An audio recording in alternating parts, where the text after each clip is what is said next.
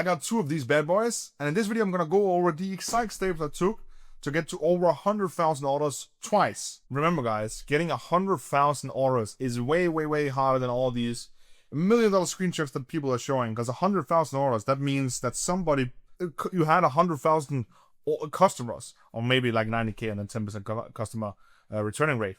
But 90,000 new customers is insane to get. No matter who you are in the ecom niche, if you know anything about it, you know 100,000 sales is insane, and I literally have 2 likes to show for it. So let's just start off how you can literally replicate and get $100,000 orders yourself. So the first thing we're gonna go through is which types of products can get to 100k sales. 100k orders, right? So there is a few elements to a product that are able to be scaled to this extent. So the first thing is, 1, it provides value. Like, this is a pretty broad term, but it's very self-explanatory. So the product in some way or another should provide some kind of value for the customer. So it shouldn't be some gimmicky product that literally just is for fun. Like, it shouldn't be any toy or some random shit.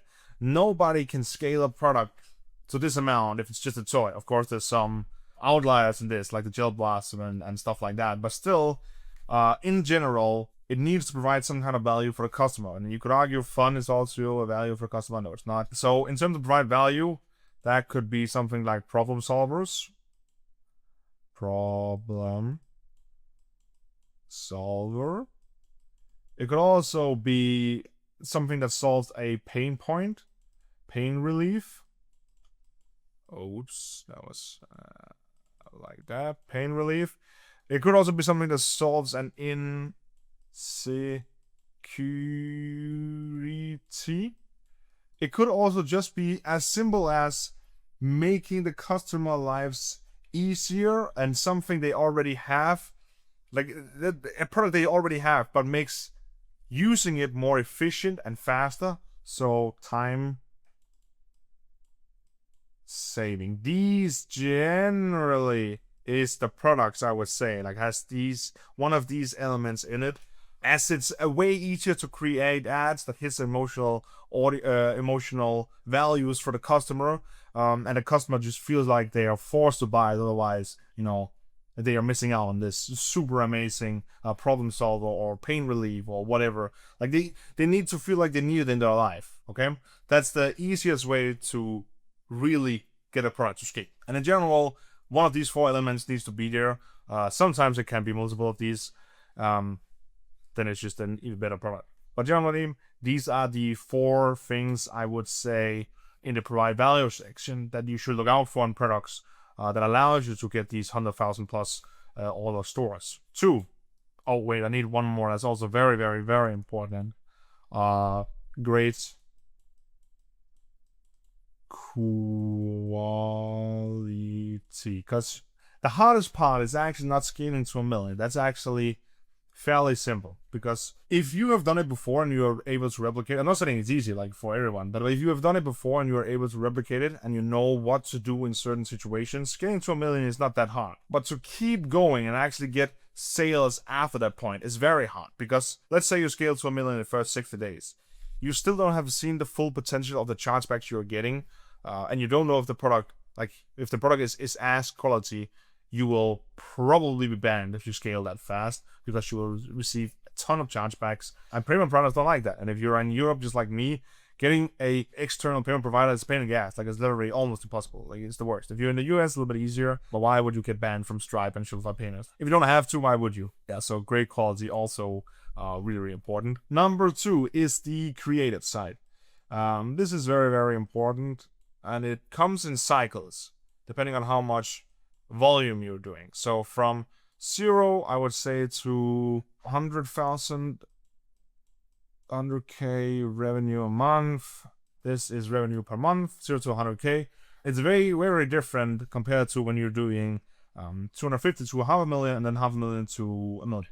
So from 0 to 100k, you can still copy others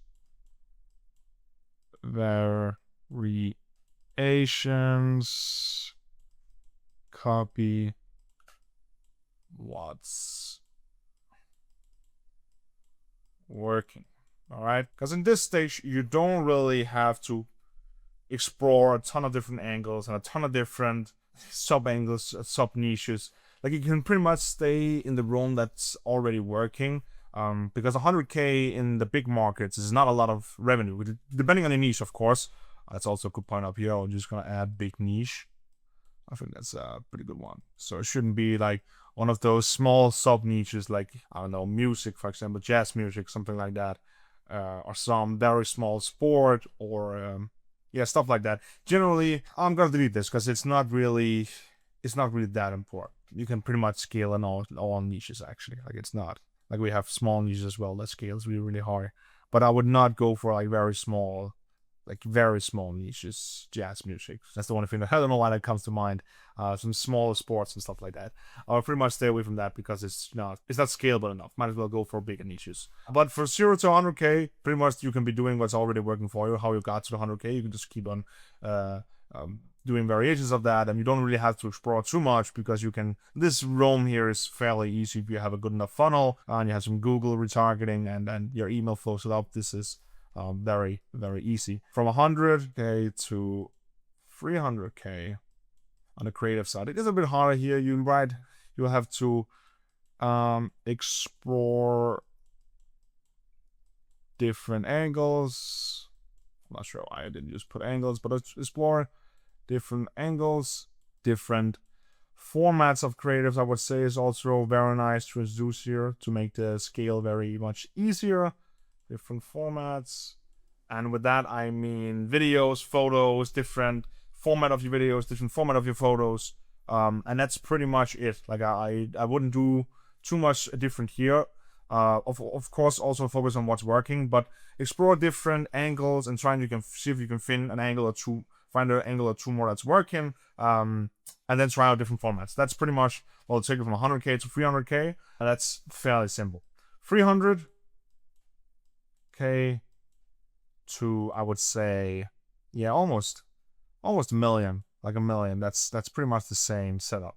Here you will start to have work closely with creators, UGC creators, and you need UGC systems, like email flows that ask for content from customers in exchange for a product more or a discount or something like that, and just have UGC creators on rotation that you're using like very often and get a very good relationship with them.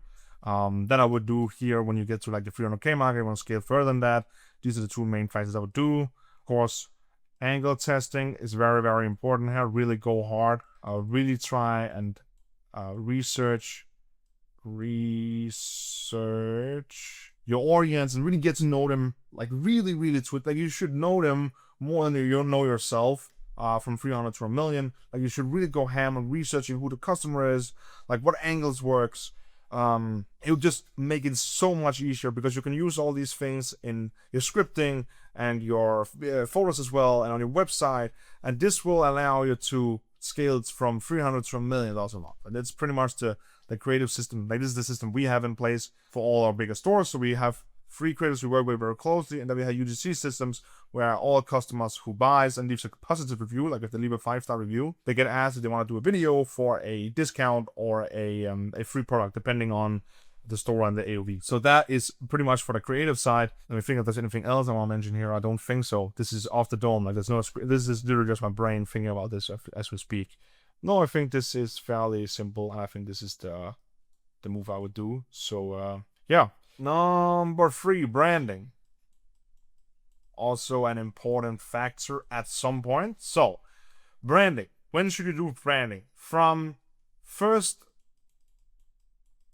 proof of concept, you shouldn't do anything. Okay? Wait a little bit.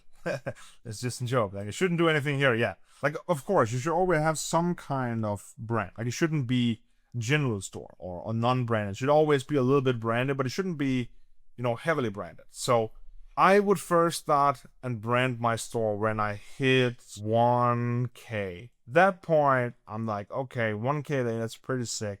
Let's build up the trust factor and let's brand it a little more. So with this, I would just brand website more.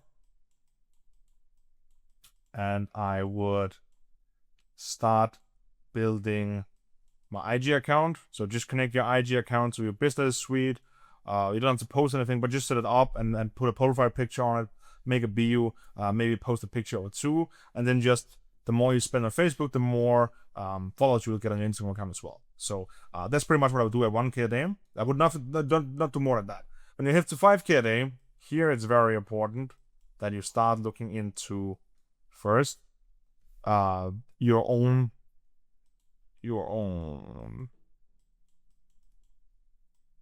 packaging. I would get custom packaging at this point, and I would have branding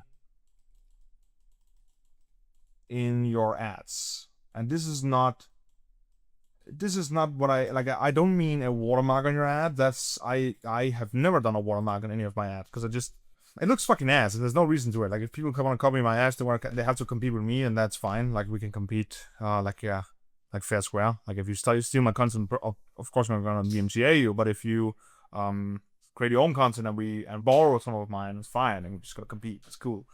But branding in your ads is what I mean by that is you have your packaging in your ads. If it's easy to get the logo on the product, I would probably look into doing that. But it's not the logo of the product is very just the last thing. There's no reason to do it. I don't have it yet. I have never had it on any of my products, and I've never have a reason to do it. But 5K a day, get custom packaging. It's very cheap, but you have to buy in bulk.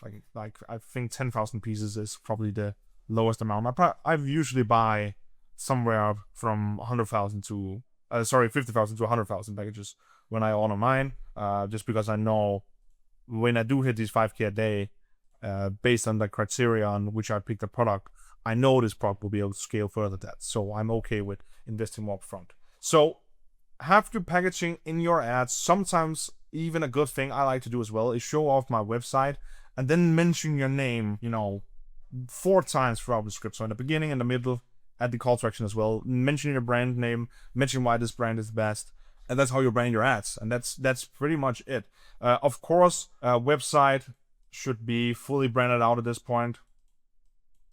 Fully branded. If you're trying to sell other products on there, stop. If it's not in the same niche, of course, it should be one product store at this point. Also, social media should be on point. You don't have to post on there. You can post once a week.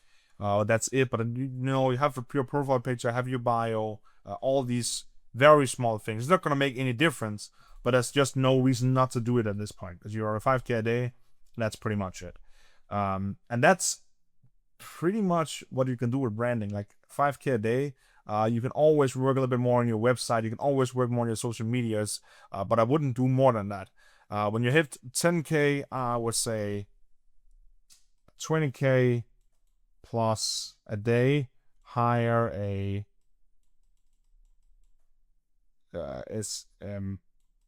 social media manager, somebody who runs your social media, post every day, post stories, post reels, all these just posting on your social media, like organic posting, just to build more brand awareness. This got a little bit. We got one for my main brand. She's really talented. She's really good. She's editing reels, posting reels, weekly reels, stories. Engaging with our customers, and it's nothing that's gonna make you a lot of money. It might hit you some organic and increase conversion rate a tiny bit, but it's just good in general for your brand. And if you want to sell it at some point, that you have also an organic audience built up. All right, that's with branding. Okay, number 4, backend. And most of your people have no idea what this means. 1, this is from the get-go. When you start to see some traction post-purchase, you need to really focus on this shit. So you need to have a good funnel on the post-purchase. Make sure you have a nice revenue per visit. This is literally where you can make the most of your product profits. Because when the customer trusts you the most is when they just bought. Like they will literally give you their first child because they trust you so much. Like they really truly trust you. At this point, they will not have a better experience shopping at you after they just bought, because dopamine releases, you spend money, looking forward to the product, yada yada yada. So have a good post-purchase funnel, literally free money, okay? That's for it. I'm not gonna explain that more than that. I can probably do some more advanced video on what a post-purchase funnel actually is and what it looks like. Let me know if you want that. But number 2, I think this is also important, and I think not a lot of people is talking about it. That is CS and fulfillment. Great. So customer service and fulfillment. I would say when you scale up, one of the most important things to keep your profits. It's not making you direct profit, but it's keeping profit in the business. So you should have a very good team of customer service representatives that replies back to emails. On all my stores, we guarantee reply within 24 hours. I would not go more than 24 hours. If the customer is waiting more than 24 hours, they will literally think they're a scam, and the likelihood for them opening a chargeback if they have a serious inquiry is high. 24 hours, max response time. In the beginning, of course, below 5K a day, it doesn't matter. You don't have to respond within 24 hours. But 10K plus a day, definitely 24 hours max. And then have a lot of templates and systems. Systems in place. Make sure that all the customer gets a valid reply to the inquiry. Because if you have an unhappy customer that have an inquiry and they are unhappy with something in your business, they shouldn't take longer than expected, something else that annoys them. If you can handle this, you will have a very loyal customer, and if they're happy with it, they will probably refer you to other people if you handle it in the most professional way possible. It's the best and most happy customers, the customers that were mad, but you then turn around and made happy. Those are the best customers to have. If you have mad customers, of course, we don't want mad customers, we all want happy customers, but if they're mad and you turn them around, they will be very loyal to you. And you can only do that by having a really good customer service team. And also just, answering emails will stop chargebacks. And if you don't have chargebacks, you'll keep more profit in your business, because if you don't have a chargeback, you will lose the money and the product you fulfilled, plus a 15 euro fee, and most likely you will only have a 50% win rate, so that's a lot of money lost, okay? In terms of fulfillment, this is also important. You need a great supplier. If you rely on unreliable suppliers who just ships out your product whenever they feel like shipping is slow, fulfillment is awfully slow, you will get crushed. Because one thing is getting a lot of chargebacks and losing your money, your profits through chargebacks. Another thing is losing your reputation online, getting shamed online by customers, having mad customers in the comment section everywhere. It's annoying. It fucks up the conversion rate. And also, if you have a lot of chargebacks, you might get banned from payment processors. I have had a ban once, and it's the worst thing in the world. You literally feel like your entire business is gonna crash because you have no idea what you're gonna do. You have to find a different payment provider, and it's just awful. So, fix the fulfillment. I learned this the hard way. I was relying on bad suppliers, so fulfillment, and it fucked me up. Okay. Also, everybody will hold your money, 20% hold on your payments, 100% hold on PayPal. It's a mess. You can't handle it with a cash flow. So fulfillment is key. A lot of people ask me about US fulfillment. Sure, that is also pretty okay. You can go to US fulfillment. It's fairly cheap. I can recommend Commercive for that. I think if you want to do US fulfillment, I think you cannot really do anything else besides Commercive. I think those guys are the best. If you want to do China fulfillment, they're also great, but I would rather recommend Made Dropshipping. Just in general, I've mentioned this before, what they did for me. Super great guys. If you don't want to use fulfillment and for some reason it's very expensive for your product, it really depends on the weight of the product. My product, for example, my main product, due to the weight from China, the shipping it makes way more sense to just ship it from China, because if I ship it to the US and then ships it, my product cost increases with 20%, I would say. Maybe a little bit, 15 to 20%, which is a lot. I don't want to lose that money, so I just use the fastest shipping line from China, and then I have stock in China at my suppliers warehouse, and that literally just makes sure that my products are fulfilled within 24 hours. As every time it comes in order, 24 hours, maximum 48 hours, the product is shipped to the US, and that's pretty much it. So, but when you should do US fulfillment, I would say when you hit consistently 5K a day again. That's really like the gold mark. When you hit around this, I would start looking into use fulfillment. Before that, I wouldn't even think about it. Also, in backend, there's also one other thing that's called email marketing. This is also very important. Most of you guys out there have no idea what you're doing. In the beginning, I was just doing the basic flows myself. Watched a few tutorials online how to make them.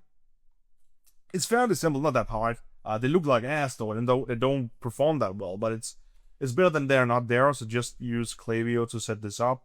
And when you should set this up, you shouldn't do that right away. Then you're a fucking idiot. I would begin to do it when I hit consistently 1K a day. Then you can build out the first check out abandonment and cart abandonment. Before that, don't do anything. It doesn't make any sense at all. When you hit those 5K a day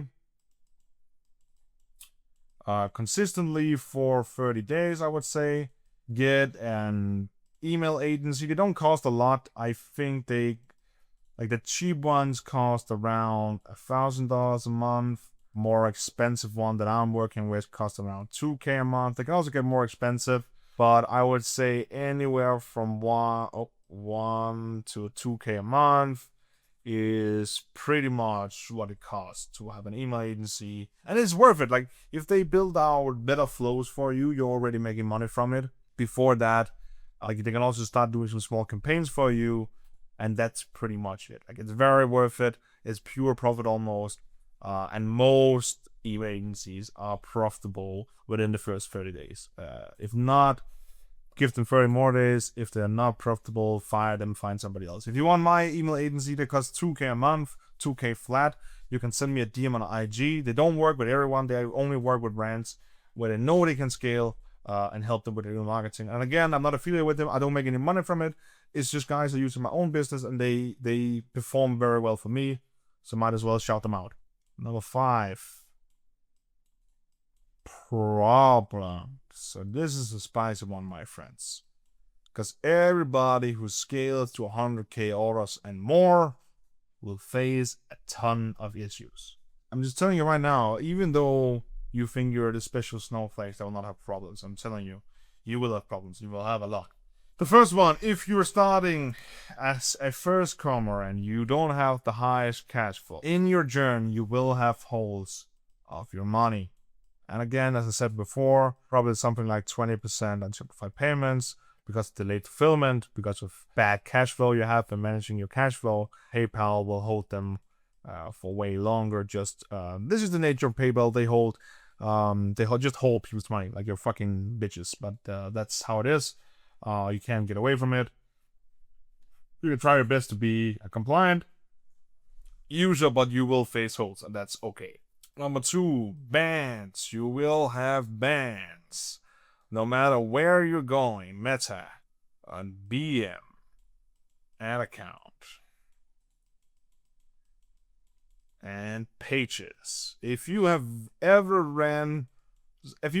spent more than $1,000 on Meta and Facebook ads, you know you've gotten one of these free bans. Everybody has. It's so normal. Like, there's no... if you ever quit just because of a ban, you're a fucking bitch. I'm just telling you now. Because everybody gets it. It's the most normal thing in the world. Don't want to jinx it. 7913. Don't jinx anything. Knock on wood, whatever. But everybody gets it, and it's how it is. How do you overcome it? BM. BM ban is the worst. Oh, there's also one more ban. Profile. BM ban is probably the worst ban because that's kind of, start over from zero. If you get a BM ban, sometimes on the same profile you're able to create another BM. It's not sustainable for a long time because if you have a banned BM, this one will pretty much, I don't know what is it called in English, like throw dirt on the other BM, and at some point it will also get banned. But that's how it is. So what you can do then is you can get another profile, get a friend or family member to create a business manager for you, add you in as an admin on your old profile if that's not banned, and then there's no problem. That's perfect fine. There's no issues doing that.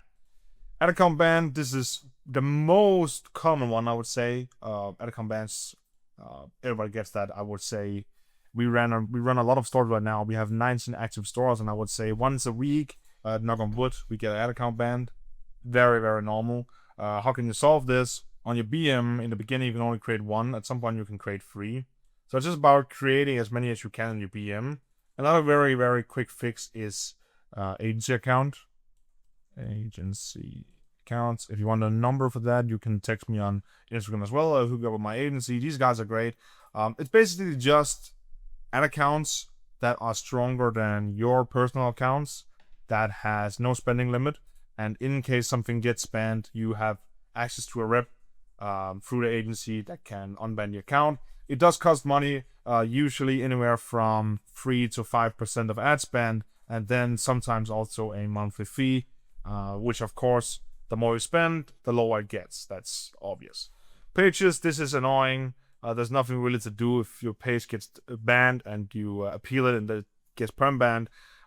Create a new one. If you haven't scaled yet, then it doesn't matter. Your page is gone, whatever. Profile, this is also annoying as fuck. If your profile gets banned and it's banned for good, for whatever reason, best case scenario, let me just put it like this. Friends and family. Ask your friends and family if you can use their accounts. It's kind of a pain in the ass, but that's the best way of doing it. You can also go another round of buying accounts. I would not recommend it. You can get a lot of these dummy profiles where you can buy a BM as well and then get an agency account to it. Is it a good setup? No. Does it work? Yes. But generally, if you work with real profiles, real BMs, and then add in agency accounts, you will have a much stronger setup for the long run. Because these dummy accounts, for whatever reason, they might have been changed now, but I was using them a year back, and I just had so many bans.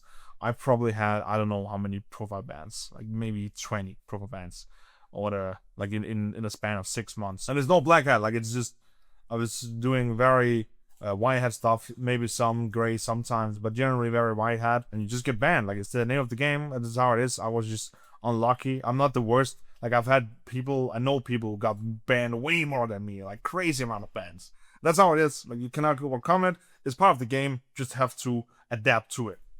And that's pretty much bans you will always, like this you will have, I guarantee you. This, maybe not. This, for sure. But this one, guaranteed, my friend. Guaranteed. You might already start preparing for it now. Ask your friends and family for an account, just to have a backup, one of the BM, one of the ad accounts, and yeah, just so you always have it. A lot of mindset problems you will have along the way, but this is generally the business problem you can have, because mindset problems is inevitable, and it's just different from everyone. Like, some people have more issues with mindset, some people have less. It really depends on who you are, but everybody will have them. But this is generally the business problems you will face. Yeah, this is pretty much the roadmap from 0 to 100,000 orders, and I've done it twice, so I'm pretty much very experienced in that area. Just getting to 100k orders, this is probably very hard. It is very hard. I mean, sorry, it is actually one of the hardest things to do, but it's also fun. Like, it's very cool achievement to get. So, also just 10k is also very impressive. I have a lot of those as well. But besides that, that's besides the point. I hope you enjoyed this video. This is it. If you have any questions, if you have anything you need to see from me, let me know down in the comments. Besides that, good luck, my brother, and yeah, talk soon.